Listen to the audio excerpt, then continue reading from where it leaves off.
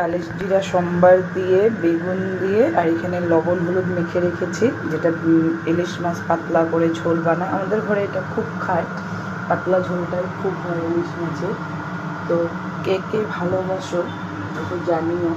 আর আজ যেহেতু ওয়েডনেসডে, তো কাল বাদে পরশু হলো সরস্বতী পুজো।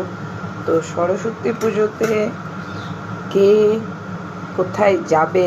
আর সরস্বতী পুজো মানে তো বেঙ্গলি ভ্যালেন্টাইন্স ডে যেটা বলে, তো আমাদের আর কি ভ্যালেন্টাইন তো আর কিছু না। এখন তো ভ্যালেন্টাইন ডে কচি কচি মেয়েদের, কচি কচি ছেলেদের, কম বয়সে।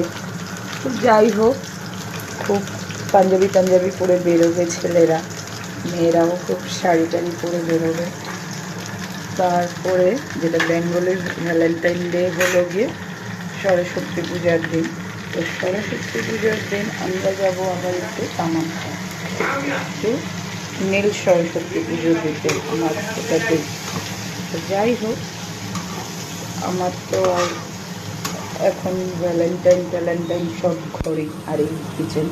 তো এই পাতলা পাতলা ঝোল কে ভালোবাসো ইলিশ মাছের দিয়ে জানিও। আর সবাইকে শুভকামনা রইল সরস্বতী পুজোর। নতুন নতুন কচি কচি ছেলে মেয়েদেরকেও বলি, কিন্তু যাই করো ভেবেচিন্তে করো। মেয়েরা তো বেশি পার্টিকুলারই বলবো, ওই বাইক আর চার চাক্কা দেখে করো না।